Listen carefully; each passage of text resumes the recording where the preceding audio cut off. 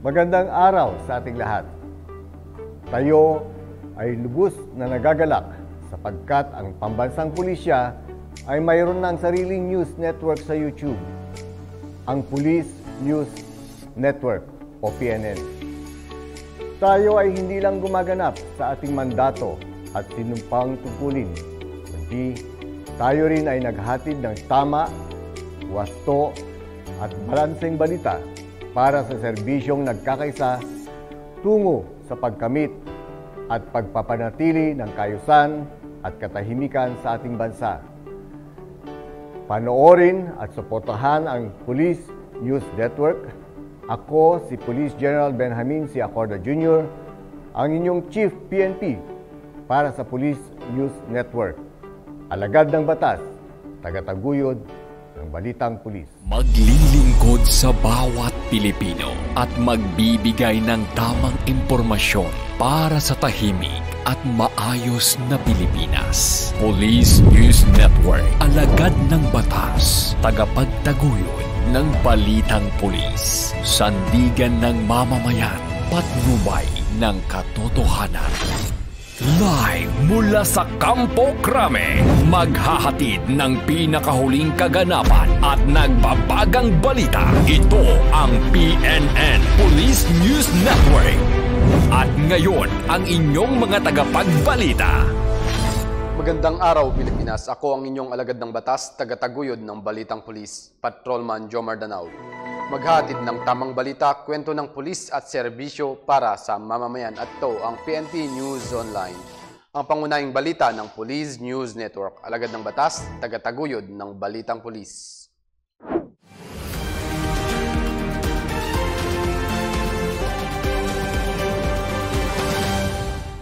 Ngayon ay araw ng linggo at narito ang mga balitang nakalap ng ating mga PNN correspondents sa loob ng linggong ito.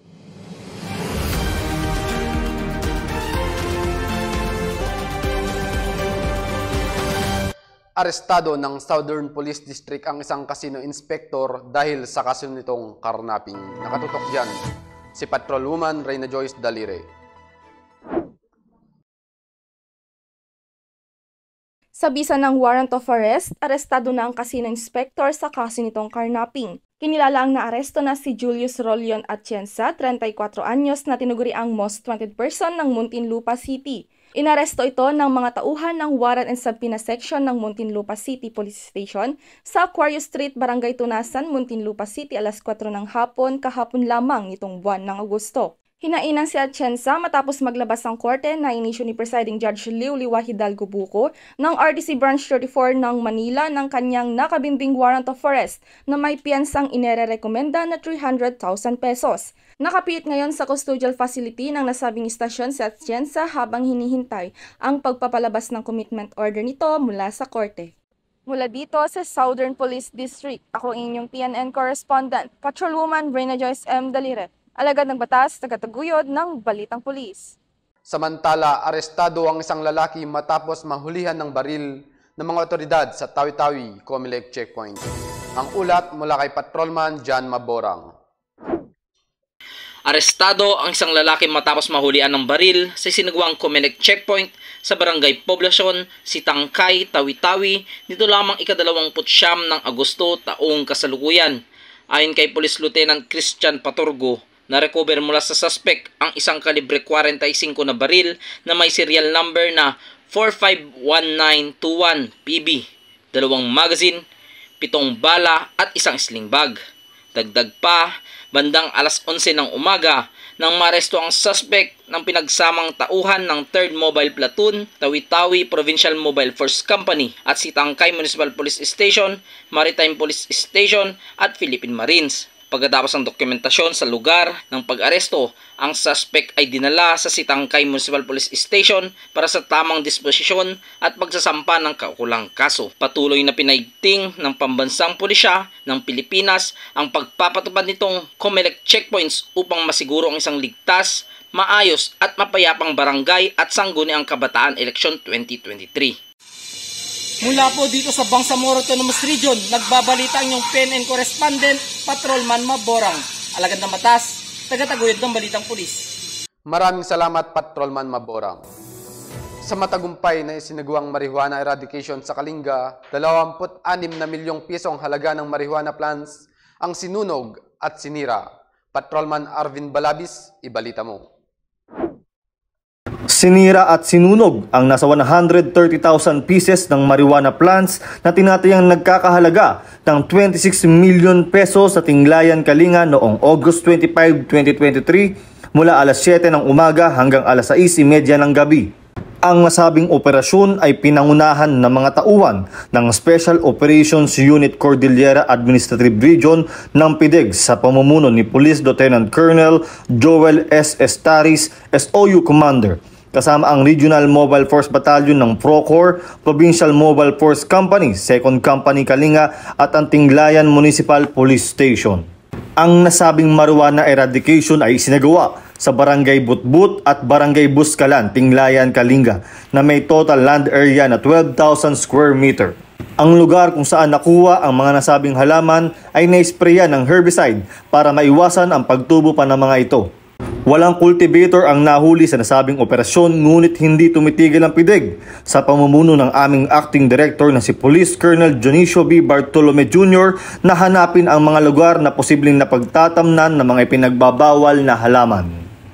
Para sa mga nais magsumbong, maaari kayong mag-text o tumawag sa mga numerong nasa screen. Para sa serbisyong nagkakaisa, sagot sa pagsugpo sa iligal na droga. Mula sa tanggapan ng PNP Drug Enforcement Group, ako ang inyong Police News Network Correspondent, Patrolman Arvin Balabis, alagad ng batas, tagataguyod ng Balitang Pulis. Maraming salamat, Patrolman Balabis.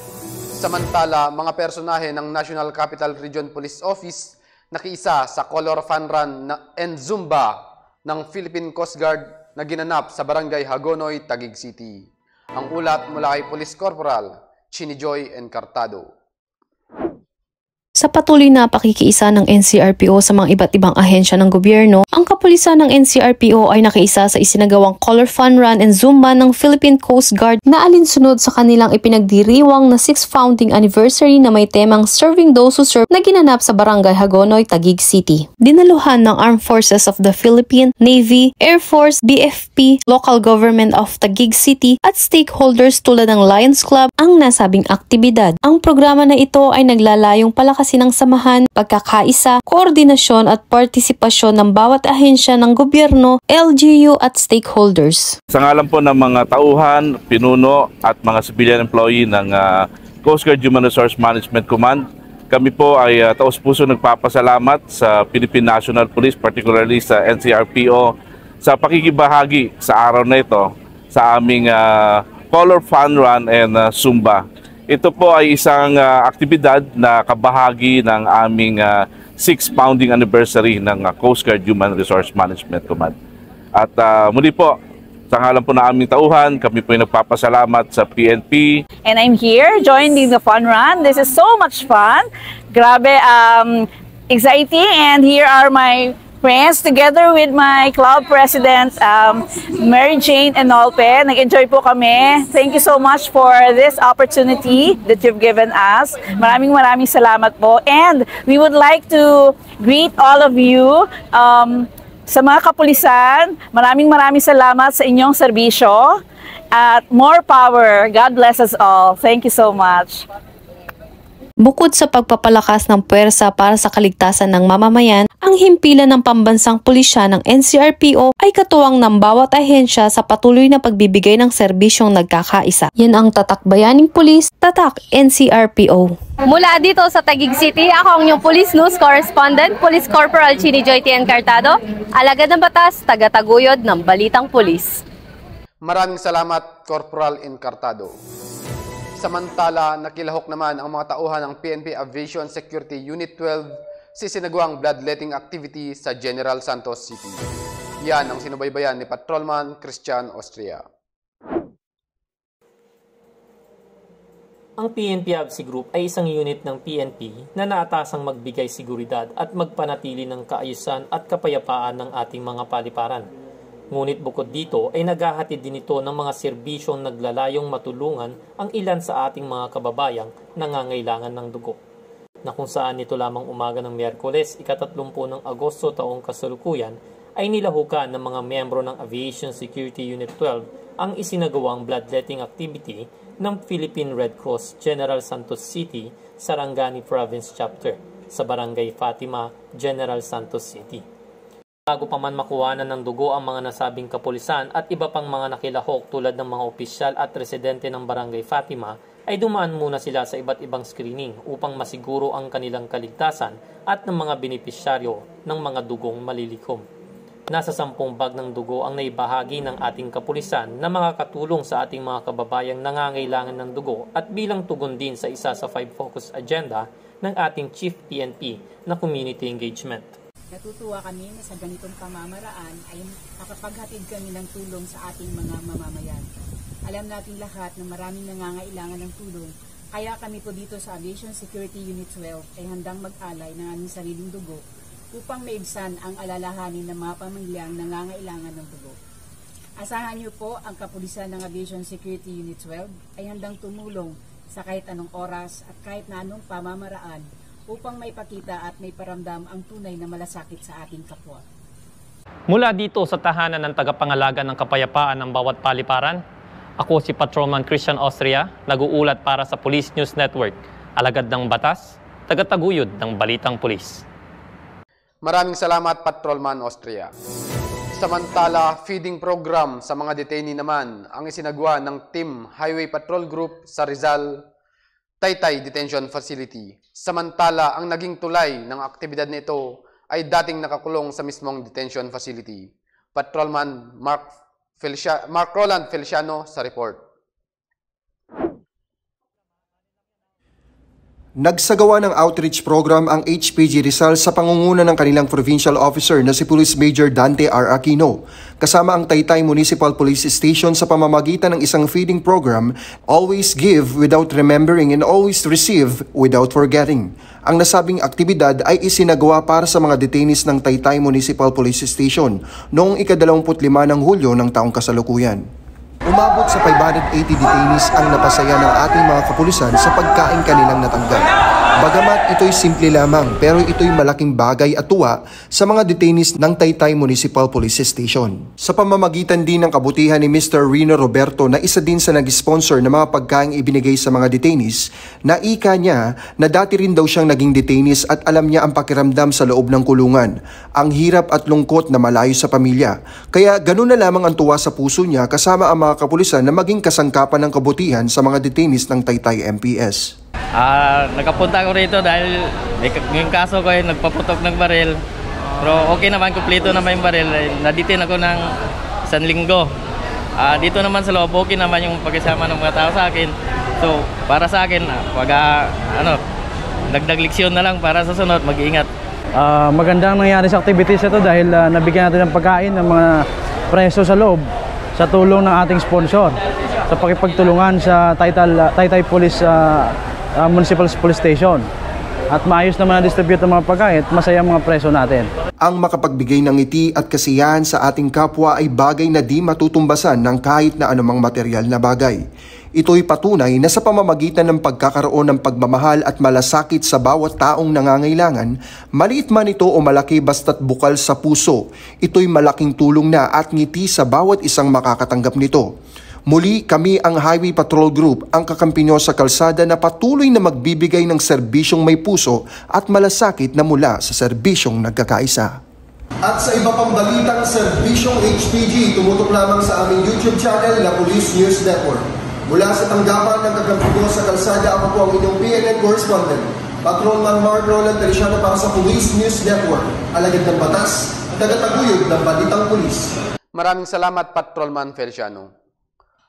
Arestado ang isang lalaki ng mga tauhan ng Regional Mobile Force Battalion ng NCRPO dahil sa kasuntong use of falsified public document and theft. Yan ang sinubaybayan ni Patrolwoman Maria Danica Bungo. Nasa kote sa inihaing warrant of arrest ng Municipal Trial Court Branch 2 ng Antipolo City, Rizal, issued by Honorable Myla Doroteo Santos, ang isang helper na si alias Joey, na may edad na 27 taong gulang. Ginamitan naman ng body-worn camera ang nasabing operasyon habang ipinapaalam sa akusado ang uri ng kanyang kaso at kanyang karapatan sa konstitusyon. Naaresto naman si alias Joey sa number 22C, Block 75 Angel Santos Street, Barangay Tumana ng Marikina City at inakusahan sa kasong use of falsified public documents under Article 172, Paragraph 3 in relation to Article 171, Paragraph 7 of the Revised Penal Code and Theft RPC Article 308. Ito ay inaksyonan ng Station Investigation and Detective Management Branch ng Marikina City Police Station. Elements of Warrant and Subpoena Unit, katuwang pa rin ang 2nd Mobile Force Company, forward base ng Regional Mobile Force Battalion ng NCRPO. Ayon sa impormasyon, ang akusado ay dinala sa ARMMC o Amang Rodriguez Memorial Medical Center for his medical examination at kasalukuyan namang nasa Marikina City Police Station Custodial Facility ang nasabing akusado. Mula sa tanggapan ng RMFB NCRPO, ako po ang inyong Police News Network Correspondent, Patrolwoman Maria Danica Bacal Subungo, alagad ng batas, tagataguyod ng Balitang Pulis. Arestado naman ng Women and Children Protection Center o WCPC ang isang suspek sa kaso nitong online child exploitation sa Zamboanga City. Yan ang ibabalita ni Patrolwoman Sana Rose Luna. Nadakip ang isang lalaking residente ng Zamboanga City na suspect sa isinagawang operasyon sa bisa ng search warrant ng mga operatiba ng Mindanao Field Unit ng Women and Children Protection Center o WCPC. Napag-alaman na lumapit ang nanay ng babaeng minor de edad sa tanggapan ng MFU WCPC para ireklamo ang di umano'y kasintahan ng kanyang anak kung saan isinumbong niyang hinimok nito ang kanyang anak na mag-send ng malalaswang larawan at videos sa pamamagitan ng isang social media platform. Sa patnubay ni Police Colonel Portia B. Manalad, hepe ng WCPC, ang Mindanao Field Unit sa pangunguna ni Police Lieutenant Colonel Mario M. Baqueran Jr. ay nagsagawa ng agarang investigasyon sa naturang pang-aabusong naganap sa minor de edad, kaya naikasa ang nasabing operasyon na nagresulta sa matagumpay na pagkakaaresto sa suspect. Dagdag pa rito, ang suspect ay kinasuhan rin ng paglabag sa Article 151 ng Revised Penal Code o Disobedience of Lawful Orders of Persons sa kadahilanang mali ang ibinigay nitong password sa mga operatiba para mabuksan ang kanyang cellphone at tumangging ibigay ang tamang credential. Nasa kustodiya ngayon ng PNP WCPC ang naturang suspect, habang ang biktima naman ay nasa pangangalaga na ng ina nito matapos maisagawa ang assessment sa tulong ng DSWD. Huwag mag-atubiling magsumbong sa tanggapan ng WCPC kaugnay ng ganitong aktibidad gaya ng online sexual abuse and exploitation of children na may kaparusahang habang buhay na pagkakakulong. At kung may nais kayong isumbong kay Aling Pulis, maaari kayong tumawag o mag-chat sa aming WCPC helpline. At mula rito sa tanggapan ni Aling Pulis, ako po ang inyong PNN Correspondent Patrolwoman Sana Rose Luna, alagad ng batas, tagataguyod ng Balitang Pulis. Maraming salamat Patrolwoman Luna. Samantala, 300 estudyante ang nakatanggap ng school supplies mula sa mga miyembro ng Cebu City Mobile Force Company sa Bitlag Integrated School, Barangay Sudlon 1, Cebu City. Ang report mula kay Patrolman Edmerson Lapitan. Kasabay ng pagbubukas ng klase nitong Martes na mahaging matauhan ng Cebu City Mobile Force Company ng makagamitan sa mga mag-aaral ng Bitlag Integrated School, Barangay Sudlon 1, Cebu City. Ang aktibidad ay pinangunahan ni Police Lieutenant Colonel Ruel L. Burlat, First Commander, katuwang ang CMFC Advisory Group, Robles Shipping, Philippine Coast Guard Auxiliary 212 Squadron, Philippine Coast Guard Auxiliary 217, Centennial Force Foundation Incorporated at ng Cebu Continental Eagles Club. Tinatayang nasa 300 na mag-aaral ng nasabing paaralan ang nabigyan ng magamit pang eskwela sa presensya ng principal na si Dr. Michelle P. Pador.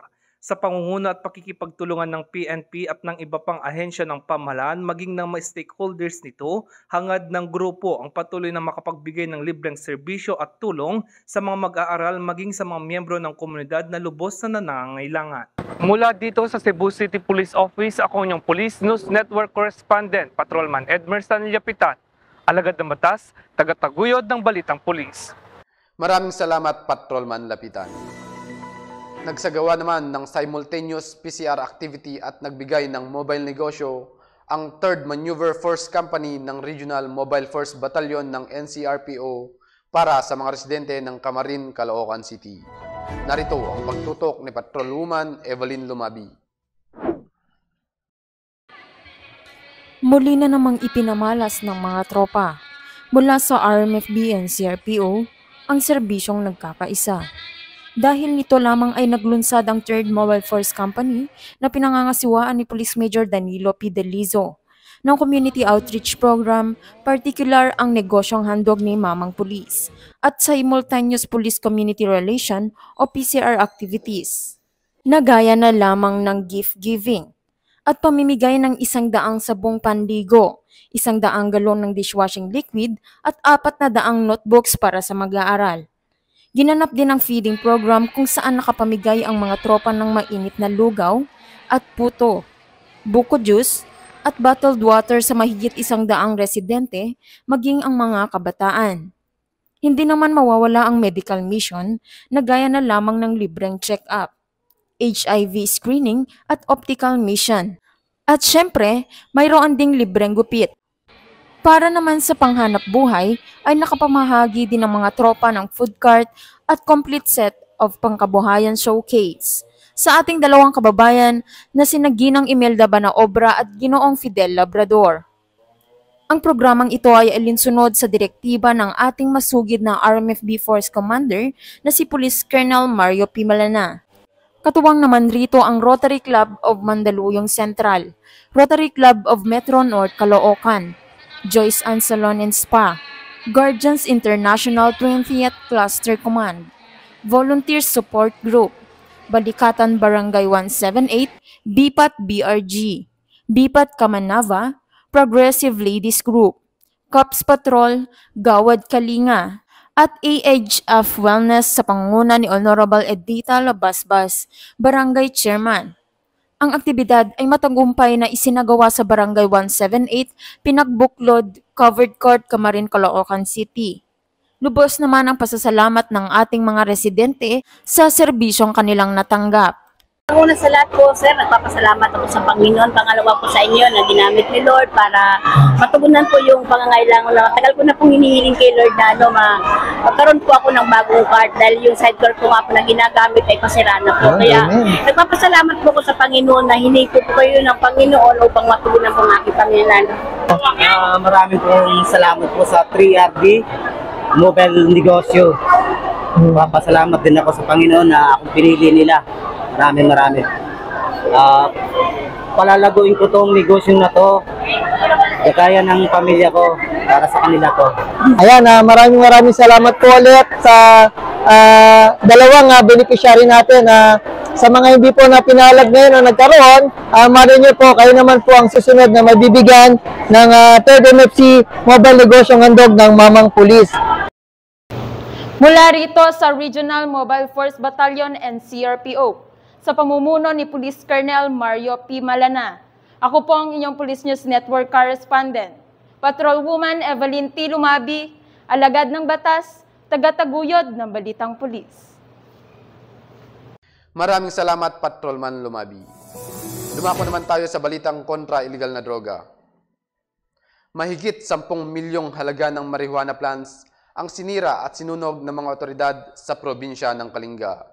Nakasubaybay dyan si Patrolwoman Mirasol Ariola.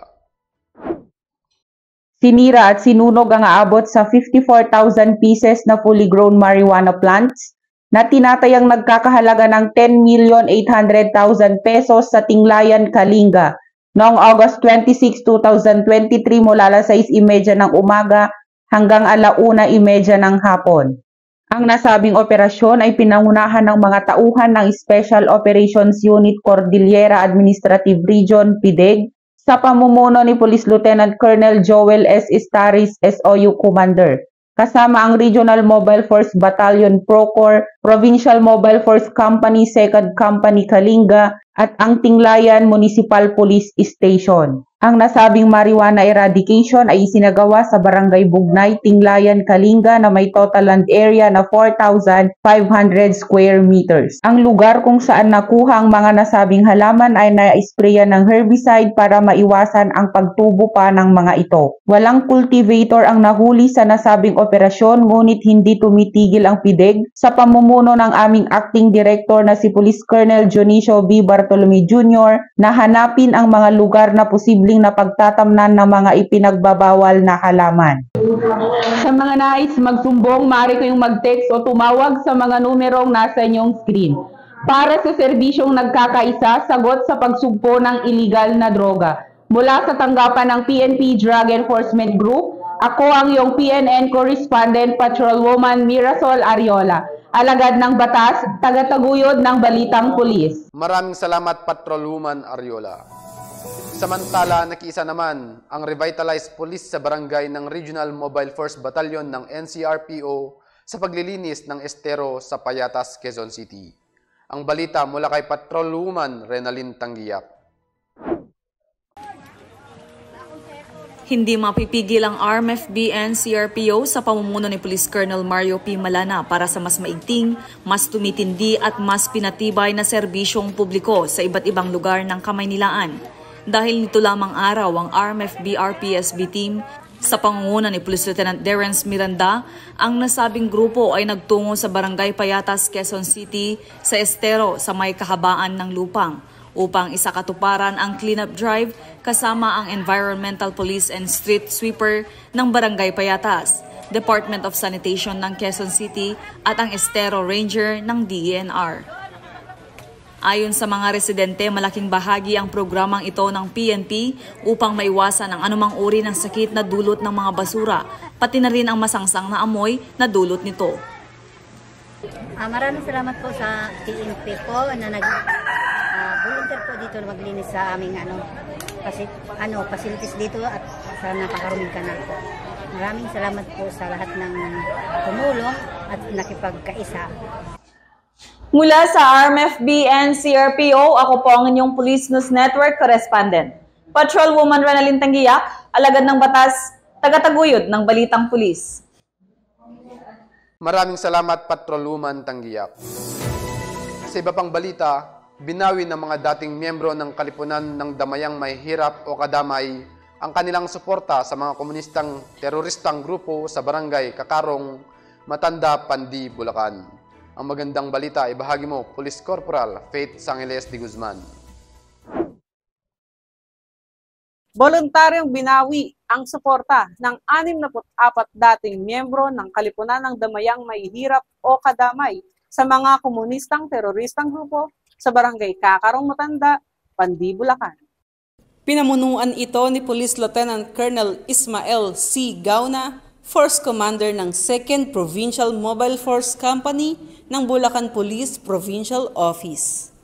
Umabot sa 64 na dating miyembro ng Kadamay ang nahikayat ng mga kapulisan upang magbalik loob sa pamahalaan.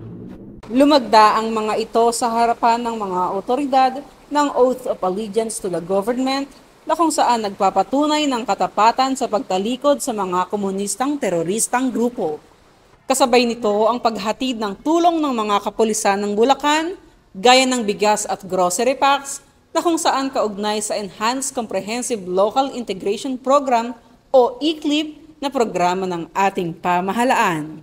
Matagumpay ang pagsisikap ng mga kapulisan ng Bulacan na hikayatin ang ating mga kababayan at mahigpit na pagpapaigting laban sa insurhensya at terorismo. Mula dito sa gitnang Luzon, ako ang inyong PNN Correspondent, Police Corporal Faith Sangiles de Guzman, alagad ng batas, tagataguyod ng Balitang Pulis. Maraming salamat, Corporal de Guzman. Samantala, sa Comelec checkpoint violation naman na aresto ang 3 individual matapos masita ng mga tauhan ng Southern Police District sa magkakahiwalay na lugar dito sa National Capital Region. Nakatutok dyan si Patrolwoman Reyna Joyce Dalire. Lunes ng madaling araw nang simulan ang pagpapatupad ng COMELEC checkpoint sa buong Pilipinas sa pagsisimula ng election period para sa barangay at SK election. Sa Pasay City, arestado ang isang lalaki nang masita ito sa isinagawang COMELEC checkpoint ng Substation 1 ng Pasay City Police Station sa Jill Puyat Corner, Rojas Boulevard. Nangyari ang pag-aresto kay alias Ray, 33 anyos, isang security driver, nang makitaan ito ng hindi lisensyadong baril sa loob ng kanyang sasakyan. Samantala, arestado naman ng TMRU ng Las Piñas City Police Station ang dalawang riding in tandem nang masita sila sa COMELEC checkpoint sa Pulang Lupa 2, Las Piñas City nitong alas 3 ng madaling araw. Kinilala sila na sina alias Felix, 25 anyos, at si alias James, 32 anyos. Inaresto sila matapos masita na walang suot na mga helmet. Nagtangka pa umanong tumakas ang mga ito pero nang mahabol, nakuha kay alias Felix mula sa kanyang posisyon ang 38 revolver na baril at isang switchblade. Nakuha naman kay alias James ang isang bolt cutter, surgical scissor at bag na pinaglagyanan. Kumpiskado din ang motor na minamaneho. Nahaharap ngayon sina alias Ray at alias Felix sa gun ban violation kaugnay sa Omnibus Election Code sa kasong paglabag sa illegal possession of firearms and ammunition. Samantalang paglabag sa Batas Pambansa 6 kay alias James nakaugnay pa rin sa Omnibus Election Code. Patuloy pa rin ang Southern Police District sa pagpapatupad ng COMELEC checkpoint at para suriin ang bawat motorista kung may dalang kahina-hinalang bagay o sakay na alinsunod sa papalapit na eleksyon, at sa pagpapatupad na rin ng election gun ban. Mula dito sa Southern Police District, ako ang inyong PNN correspondent, Patrolwoman Reyna Joyce M. Dalire. Alagad ng batas, tagataguyod ng Balitang Pulis. Maraming salamat, Patrolwoman Dalire. Balita naman mula sa Central Luzon. Livelihood Program o Palaisdaan ang handog ng 2nd Aurora Provincial Mobile Force Company para sa mga dating rebeldeng nagbalik loob sa pamahalaan sa Dipakulaw. Ang buong detalye ng balita, ibahagi mo, Corporal Giselle Rivera. Tuloy-tuloy na umaarangkada ang libreng pangkabuhayan na palaisdaan para sa ating mga kababayan na nagbalik loob sa pamahalaan na kung saan ito ay inisyatibo at programa ng 2nd PMFC Aurora PNP sa Dipakulaw, Aurora. Ang naturang livelihood program na pinamunuan ni Police Lieutenant Colonel Shelo L. Caligtan, Force Commander ng 2nd Provincial Mobile Force Company ng Aurora Police Provincial Office. Muling nakapag-ani ang mga ito ng 40 kilos na isdang tilapia sa loob ng 6 na buwan ng pagsisikap sa pag-aalaga ng mga isda na kung saan napapakinabangan ng mga nagbalik loob sa pamahalaan. Kaya naman labis ang kagalakan at pasasalamat ng mga dating rebelde sa ibinigay na oportunidad at alternatibong paraan para sa kanilang paghahanap buhay. Mula dito sa gitnang Luzon, ang inyong PNN correspondent, Police Corporal Giselle V. Rivera, alagad ng batas, tagataguyod ng Balitang Pulis. Maraming salamat, Corporal Rivera. Samantala, isang barangay kagawad naman ang arestado sa isinagawang search warrant operation ng mga operatiba ng Criminal Investigation and Detection Group kung saan nakumpiska ang mga baril at bala. Yan ang balitang tinutukan ni Patrolman Kit Murao. Arestado ng CIDG Santiago City Field Unit kasama ang lokal na pulisya ang isang barangay kagawad sa isinagawang Oplan Paglalansag Omega sa barangay San Andres, Cabatuan, Isabela noong Martes ng umaga. Armado ng search warrant na inisyo ni Honorable Raimundo L. Almentado, Executive Judge ng Regional Trial Court, 2nd Judicial Region, Office of the Executive Judge, Cauayan City, Isabela. Inaresto ng nasabing operatiba si Aurelio Mercado Acosta, 54 na taong gulang, barangay kagawad ng San Andres, matapos mahulihan ito ng hindi lisensyadong mga baril at bala. Nakumpiska mula sa kanyang pag-aari ang isang unit ng caliber 38 revolver Smith & Wesson, isang unit ng caliber 22 homemade rifle, isang unit ng caliber 22 Magnum Black Widow, mga bala, magazines, isang container at black pouch. Dinala ang naaresto at mga nakumpiskang ebidensya sa kustodiya ng CIDG Santiago CFU habang naharap si Acosta sa paglabag sa RA 10591 o Comprehensive Firearms and Ammunition Regulation Act. Mula sa tagapagsiyasat ng katotohanan, Ako ang inyong PNN correspondent, Patrolman Kit Murao, alagad ng batas, tagataguyod ng balitang pulis. Maraming salamat, Patrolman Murao. Samantala, pinangunahan naman ni Police Brigadier General Alan Nobleza, ang Regional Director ng Police Regional Office Bangsamoro Autonomous Region for Muslim Mindanao o BARM ang pagsasagawa ng field inspection sa bawat COMELEC checkpoints sa kanilang nasasakupan. Sinubaybayan yan ni Patrolman John Maborang.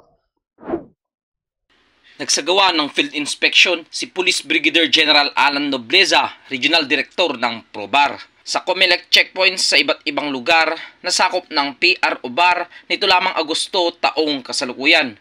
Ang paglulungsad ng COMELEC checkpoints ay kaugnay ng Barangay at Sangguniang Kabataan Election 2023 kung saan kabilang ang Timbangan, Parang, Maguindanao del Norte, Sultan Mastura, Tamontaka Bridge, Cotabato City at Dato din Sinsuat sa mga lokasyong binisita upang matiyak ang mahigpit na magpapatupad sa pagsasagawa ng mga checkpoints. Patuloy na paigtingin ng Pambansang Pulisya ng Pilipinas ang pagpapatupad nito ng COMELEC checkpoints upang masiguro ang isang ligtas, maayos at mapayapang barangay at sangguniang kabataan eleksyon 2023. Mula po dito sa Bangsamoro Autonomous Region, nagbabalita ang inyong PNN correspondent, Patrolman Maborang. Alagad ng batas, tagataguyod ng balitang pulis. Maraming salamat, Patrolman Maborang. Sa iba pang balita, nahulikam ang pagtangay ng dalawang lalaki sa isang motorsiklo sa Paco, Manila. Dahilan ng pagkakaresto nito sa mga suspek. Ang buong detalye ng balita mula kay Patrolwoman Princess Zaira Reyes. Sa pool sa CCTV ang dalawang lalaking nagmamanman sa tapat ng isang gusali sa Paco, Manila. Maya-maya pa ay lumapit ang nakaitim na lalaki. Sumilip ito at pumasok sa loob ng gusali na napag-alamang tindahan pala ng liquid soap. Hindi na nakuhanan pa ng CCTV ang sumunod na nangyari. Ngunit hindi nagtagal ay lumabas rin.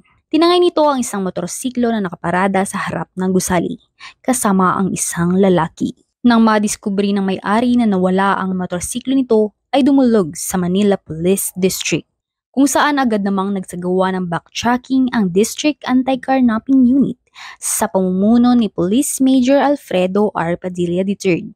Namataan at nasakote ang sospek sa isang lugar sa Anakbayan Street, Paco, Manila, na si Mac Ian Acebes alias Dagul, 27 years old. Habang ang kasama nitong si Richard Hyzon alias Putol, 53 years old, ay patuloy na pinaghahanap. Ang complainant po natin, si Mr. Daran, nag-walk-in po dito sa aming tanggapan ng Anti-Carnapping Unit. Kasama po ang mga Station 5 personnel upang i-assist po ang ating complainant. Ganun po, nag-conduct po tayo ng series ng backtracking sa area po ng Station 5. At sa loob ng 2 araw po, nahuli po natin ang suspect, nakilala po natin si Mar Acebes alias Dagul. At ganun din po yung kasama niya, at large po, hindi po natin nahuli. Pero patuloy po tayong mag-imbestiga at magbabacktrack upang mahuli po yung pangalawang suspect. At sa ngayon po, ang suspect po, na-inquest po natin. At ang na-recover pong sasakyan ng motor, nandito po sa custody ng Anti-Carnapping Unit. Isa lang paalala sa mga mamamayan, pag magpaparada po ng motorsiklo, siguraduhin po natin, kandado po natin manubela, gayun din po lagyan po natin ng panibagong padlock, at kung kaya po lagyan ng GPS ang ating motor upang maging safe ang ating sasakyan. Tumanggi namang magbigay ng pahayag ang suspect na kasalukuyang nasa custodial facility ng Manila Police District at nahaharap sa reklamong paglabag sa Batas Republika 10883 o ang The New Anti-Carnapping Act of 2016. Mula dito sa Manila Police District Anti-Carnapping Unit, ako ang inyong Police News Network Correspondent, Patrolwoman Princess Zaira L. Reyes, alagad ng batas, tagataguyod ng balitang pulis. Kinatuwa naman ng ating mga kababayan ang libreng gupit at tuli na hatid ng isinagawang community outreach program ng mga tauhan ng 55th Special Action Company ng Special Action Force sa Zamboanga City. Ang magandang balitang yan mula kay Patrolwoman Cherilyn Kalumpita. Sa pinagsamang pagsisikap ng mga tauhan mula sa 55th Special Action Company, 5th Special Action Battalion, Team Shasan, House of Representatives, Zamboanga Eagles, Tyrogene Fee, Senior Citizen Center, at iba pang civilian volunteers, isang matagumpay na community outreach program ang isinagawa sa Senior Citizen Center sa Barangay Kulianan, Zamboanga City. Ang inisyatibong ito ay nagbigay ng mga libreng serbisyo tulad ng libreng gupit at tuli sa mga individual na nangangailangan, partikular na ang mga mula sa mga puspalad at katutubong komunidad. Nasa 100 individual ang nakatanggap ng libreng gupit at 100 din ang sumailalim sa libreng tuli.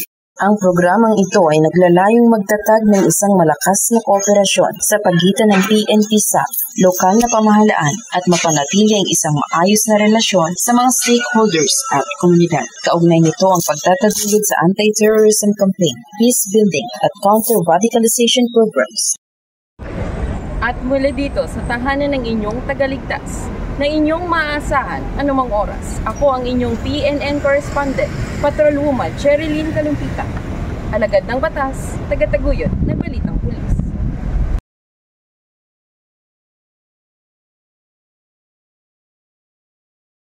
Maraming salamat, Patrolwoman Kalumpita. At yan ang mga balitang nakalap ng ating mga PNN correspondents mula Luzon, Visayas at Mindanao sa loob ng linggong ito.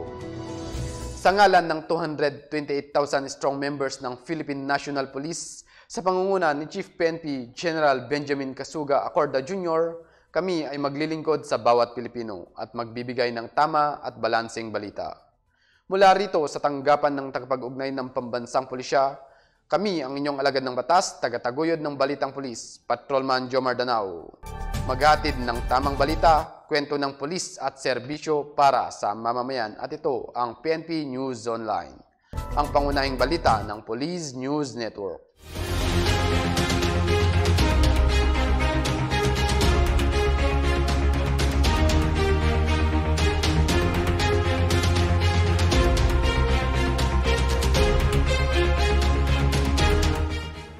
Police News Network, alagad ng batas, tagapagtaguyod ng Balitang Pulis.